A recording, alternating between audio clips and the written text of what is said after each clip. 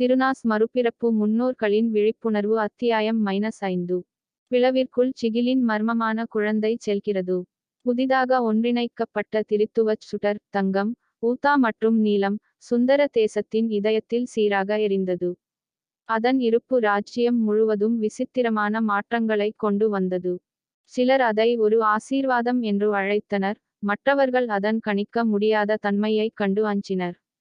ஆனால் இப்போது சமநிலையான சுடரின் பாதுகாவலர்களான நந்தினியும் ஆவரனும் உறுதியாக நின்று ராஜ்யத்தை ஒரு புதிய சகாப்தத்திற்கு வழிநடத்த தீர்மானித்தனர். ஆனால் விதி வேறு திட்டங்களை வைத்திருந்தது. வருகை. ஒரு மழைக்கால விடியற்காலையில் துறவிகள் குழு ஒன்று கிழிந்த பட்டு போர்த்தப்பட்ட ஒரு குழந்தையை தூக்கிக் கொண்டு சுடர் கோவிலுக்கு வந்தனர். வெறுங்காலுடன் அமைதியாக 10 வயதுக்கு மேல் இல்லாத அந்தச் சிறுவனுக்கு பெயர் இல்லை, குரல் இல்லை, ஒளிரும் நகரும் சின்னம் போன்ற வடிவத்தில் முதுகில் ஆழமான வடு மட்டுமே இருந்தது. வெயில்குரோ காட்டின் அருகே துறவிகள் அவரை கண்டபோது குழந்தை சாம்பல் வட்டம் மற்றும் எரிந்த நிலத்தின் மத்தியில் காயமின்றி நின்று கொண்டிருந்தது. தீப்பிழம்புகள் இல்லை, நெருப்பு இல்லை, அவரது காலடியில் கல்லில் செதுக்கப்பட்ட ஒரே ஒரு வார்த்தை மட்டுமே. வாரிச்சு. நந்தினி சிறுவனை பார்த்த கணமே திரித்துவச் சுடர் பயங்கரமாக மின்னியது. அந்த வடு நீலச் சுடரின் அதே தாளத்துடன் துடிக்கிறது. அவன் அழிவுடன் பிணைக்கப்பட்டிருக்கிறான். மேவானியின் குரல் நடுங்கியது. இல்லை, வெறும் அழிவு அல்ல. அந்த அடையாளம், அது பிளவுக்கு முந்தைய சகாப்தத்தைச் சேர்ந்தது. இந்த குழந்தையின் இருப்பு இயற்கையான நேரத்தை மீறுகிறது. சுடரிலிருந்து காட்சிகள். அன்று இரவு நந்தினி பதில்களை தேட ஆன்மா உலகிற்குள் நுழைந்தாள். சுடரின் நினைவின் ஆழத்தில் அவள் ஒரு காட்சியைக் கண்டாள். மணல் மற்றும் எலும்புகளுக்கு அடியில் நீண்ட காலமாக புதைந்து கிடக்கும் ஒரு பழங்கால கோயில்.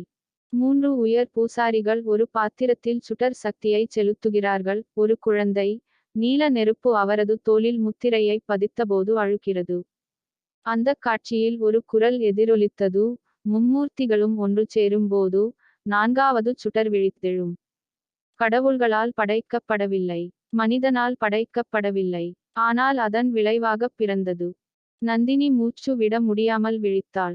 அந்த பையன் 4வது சுடர். ஆனால் 3 தனிமச் சுடர்கள் மட்டுமே உள்ளன என்று ஆவரன் பதட்டமாக பார்த்தான்.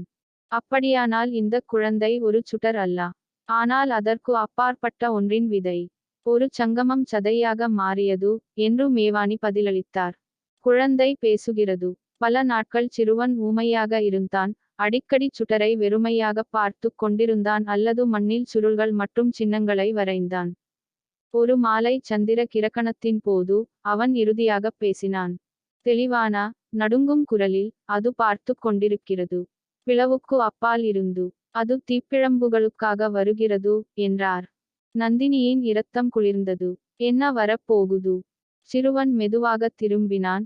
அவன் கண்கள் மாறி மாறி வரும் வண்ணங்களால், தங்கம், ஊதா, நீலம் மற்றும் வேறு ஏதோ ஒன்றால் பிரகாசித்தன. பெயரற்ற சுடர். கடவுள்களை கூட விழுங்கும் நெருப்பு. நீங்கள் நீண்ட காலத்திற்கு முன்பு முத்திரையிட்டது. நீங்கள் மறந்துவிட்ட உலகில் பெயர் இல்லாமல் எந்த சுடரும் இல்லை என்று ஆவரன் தன் தாடையை இறுக்கிக் கொண்டான். அந்தச் சிறுவன், இதுவும் அப்படித்தான். நான் அதன் வாயிலை திறக்கச் சொல்லப்பட்டேன் என்று மட்டும் கிசுகிசுத்தான். மறக்கப்பட்ட பிளவு. மேவானியும் அவரது அறிஞர்களும் தடை செய்யப்பட்ட ஆவண காப்பகங்களை ஆராய்ந்தனர். தொலைந்து போன சுருள்களில் புதைக்கப்பட்ட அவர்கள், எழுதப்பட்டிருக்க முடியாத அளவுக்கு பழமையான ஒரு புராணத்தின் துண்டுகளைக் கண்டனர். 3 சுடர்கள் இணையும் போது பிளவு திறக்கிறது. உலகின் பெயரிடப்படாத விளிம்பிலிருந்து அமைதியான நரகம் எழும். அதற்கு நிறம் இல்லை, வடிவம் இல்லை, பசி மட்டுமே. அந்த பிளவு சுந்தர தேசத்திற்கு அப்பால் வெகு தொலைவில் சீல் செய்யப்பட்ட பரிமாண வடுவாக அவர்கள் கண்டுபிடித்தனர். முதல் அடிப்படை போரின் போது ஒருமுறை கிழிக்கப்பட்டது. அது சோகக் குகைகளுக்கு அடியில் ஆழமாக புதைக்கப்பட்டது, அங்கு ஒளி கூட செல்ல மறுக்கிறது. நந்தினி ஒரு திகிலூட்டும் உண்மையை உணர்ந்தாள். சிறுவன் சாவியாக இருந்தால், பிளவு திறந்தால், நாம் நெருப்பை எதிர்த்துப் போராட மாட்டோம். சுடரையே விழுங்கும் ஒன்றுமில்லாததை எதிர்த்துப் போராடுவோம். நெருப்பு மற்றும் சதையின் தேர்வு. ஆபத்தை பேரின்பமாக அறியாத ராஜ்யத்துடன் நந்தினியும் ஆவரனும் முடிவு செய்ய வேண்டியிருந்தது. குழந்தையை மறைத்து வைப்பதா அல்லது பிளவு கண்டுபிடிக்கப்பட்டு அதை நிரந்தரமாக மூடுவதற்கு அவனைப் பயன்படுத்துவதா? ஆனால் இப்போது வேல் என்று அழைக்கப்படும் சிறுவன் அவர்களுக்கான தேர்வைச் செய்தான். நான் அங்கே போகணும் என்று அவன் அமைதியாகச் சொன்னான். பிளவு என்னை அழைக்கிறது. நான் போகவில்லை என்றால் அது இங்கே வரும். நாங்கள் மூச்சு விடும்போது கூட உன்னை அழைத்துச் செல்ல விடமாட்டோம் என்று குழந்தையின் முன் மண்டியிட்டான் ஆவரன். வேல் சமநிலைச் சுடரைத் தொட்டார். ஒரு கணம் அது வெண்மையாக மாறியது. சுந்தர தேசம் முழுவதும் இருந்த ஒவ்வொரு மெழுகுவர்த்தியும் அடுப்பும் விளக்கும் உடனடியாக அணைந்தன. அதைத் தொடர்ந்து வந்த அமைதி எந்த கர்ஜனையையும் விட பயங்கரமானது. நந்தினி வடக்கு நோக்கி பார்த்தாள். பிறகு நாம் துயரக் குகைகளுக்குப் பயணிப்போம். இறுதிப் போர் இனி அதிகாரம், பழிவாங்கல் அல்லது மரபு பற்றியது அல்ல. அது இருப்பை பற்றியது. சுந்தர தேசத்தின் விளிம்பில் இருள் இனி காத்திருக்கவில்லை, அது அதன் கீழ் அசைந்தது. ஒரு பண்டைய, மறக்கப்பட்ட பேரழிவின் உயிருள்ள திறவுகோலாக இருந்த குழந்தை வேல், விதியின் வாசலில் நின்றான். அவனது வடு இதயத்துடிப்பு போல துடித்தது. ஒரு காலத்தில் ஒற்றுமையின் அடையாளமாக இருந்த திரித்துவச் சுடர் இப்போது என்ன நடக்கப் போகிறது என்பதைப் போல பதட்டத்துடன் மின்னியது. நந்தினி, ஆவரன், மேவானி, யத்வான் மற்றும் தேர்ந்தெடுக்கப்பட்ட போர்வீரர்கள் மற்றும் சுடர் துறவிகள் குழு துக்கக் குகைகளின் எல்லையில் கூடினர். அந்த இடம் பிளவு புதைக்கப்பட்டு, முதல் சுடர் ஏந்தியவர்களால் சீல் வைக்கப்பட்டு, அனைத்து வரைபடங்களிலிருந்தும் வெளியேற்றப்பட்டது. அவர்கள் உள்ளே நுழைந்ததும் நிலமே அமைதியாகிவிட்டது. காற்று கூட தன் மூச்சை அடக்கிக் கொண்டது. மறக்கப்பட்டவற்றில் இறங்குதல். துயரக் குகைகள் மனிதனால் அல்ல, ஆற்றலால் செதுக்கப்பட்டன. அவை கடந்து செல்லும் போது சுவர்களில் விசித்திரமான அடையாளங்கள் ஒளிர்ந்தன. அவை உயிருடன் இருப்பது போல் வளைந்து மறுவடிவமைக்கப்பட்டன. ஈர்ப்பு விசை மாறியது. நேரம் தடுமாறியது. இந்த இடம் சில தருணங்களுக்கு இடையில் இருக்கிறது என்று மேவானி கிசுகிசுத்தார். வேல் அந்த அமைப்பின் மையத்தில் நடந்து சென்றார். அவரது உடல் அதிர்வுடன் முணுமுணுத்தது. அவர் பேசவில்லை. அவர் கண் சிமிட்டவில்லை. அவரது இருப்பு மட்டுமே குகைகளை நிலையாக வைத்திருந்தது. ஆனால் ஏதோ ஒன்று பார்த்து கொண்டிருந்தது. ஒளியால் அல்ல, மாறாக இல்லாமையால் ஒரு நிழல் சுவர்களில் சாய்ந்தது. ஒவ்வொரு முறை ஒரு சுடர் மின்னும் போதும் நிழல் நீளமாகியது. அவர்கள் ஆழமாக இறங்கும் போது அந்தப் பாதை ஒரு பரந்த அறைக்குள் சுருங்கியது. கருங்கல்லால் ஆன ஒரு குழிவான குவிமாடம். அதன் மையத்தில் தீரிஃப்ட் இருந்தது. விண்வெளியில் ஒரு செங்குத்தான காயம், நிறம் இல்லாமல் மின்னும். அது இருள் அல்ல, அது ஒரு அழிப்பு. பெயர் தெரியாதவர்களிடமிருந்து கிசுகிசுக்கள். அவர்கள் அருகில் வந்ததும் வேல் மண்டியிட்டு சரிந்தான். அவர்கள் பேசுகிறார்கள் என்று அவர் மூச்சுத் திணறினார். ஆயிரக்கணக்கானவை.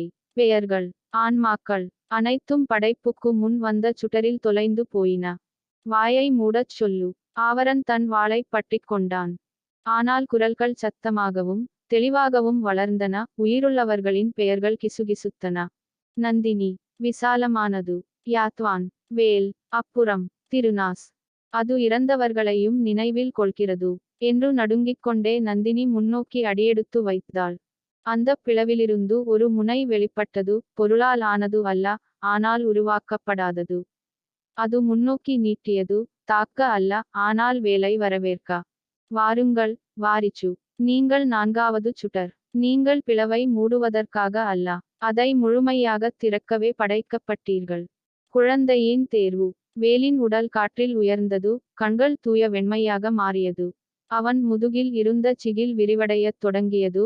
ஒளியூடுருவக்கூடிய ஒளியின் இறக்கைகளை உருவாக்கியது. நான் சமநிலையை அழிக்க வேண்டும், அதைப் பாதுகாக்க அல்ல என்று அவன் கூச்சலிட்டான். ஆனால் நந்தினி முன்னோக்கி அடியெடுத்து வைத்து தன் கையை தன் இதயத்தின் மீது வைத்தாள். அங்கு திரித்துவச் சுடர் இன்னும் அவளுக்குள் துடித்துக் கொண்டிருந்தது. நீ அதை முடிவுக்குக் கொண்டுவரப் பிறந்தாய். ஆனால் உனக்குத் தேர்ந்தெடுக்கும் சக்தி இருக்கிறது. நீ தனியாக ஒரு சுடர் அல்ல, வேல். நீ மனிதன். நீ ஒரு ஆன்மா. அறை பலமாக குலுங்கத் தொடங்கியது. பிளவு விரிவடைந்தது. அப்பால் இருந்து ஒரு இடி முழக்கம் எதிரொலித்தது. ஒரு பயங்கரமான பொருள் உடைக்க முயற்சிக்கிறது. ஒரு தலை வெளிப்பட்டது. கண்கள் இல்லை, முகம் இல்லை, யதார்த்தம் நொறுங்கிய ஒரு சுழலும் வெற்றிடம். மேவானி, அது கடந்து போகிறது என்று கத்தினாள். சுடர் கிளர்ச்சி. அப்படியானால் அதை மீண்டும் எரிப்போம் என்று ஆவரன் கத்தினான். திரித்துவச் சுடரைச் செலுத்தி அவரும் நந்தினியும் தங்கள் படைகளை ஒன்றிணைத்தனர். சமநிலைக்கு ஊதா, அழிவுக்கு நீலம், உண்மைக்கு தங்கம். பிளவுக்குள் ஒரு சுடர்க்கட்டை பாய்ந்து அந்த அமைப்பைத் தடுத்து நிறுத்தியது, ஆனால் அரிதாகவே. வேல் மேலே, இப்போது இரண்டு விதிகளுக்கு இடையில் இருந்தான். அவன் தலையில் இருந்த குரல்கள் சரணடையுமாறு கெஞ்சின. பிளவோடு ஒன்றாகுங்கள்.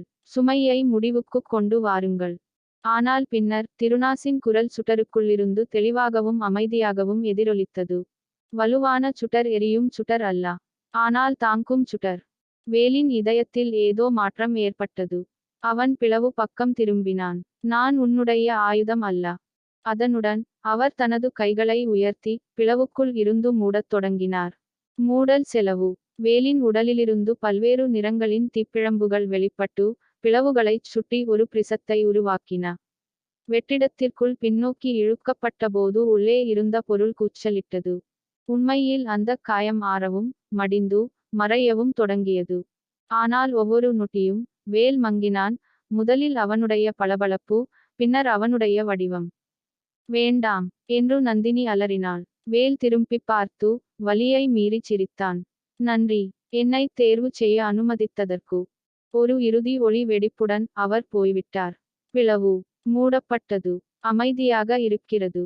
ஒரு பையனின் எதிரொலிகள். தொடர்ந்து வந்த நாட்களில் உலகைக் காப்பாற்றிய அறியப்படாத சிறுவனைப் பற்றி சுந்தர தேசம் துக்கம் அனுசரித்தது.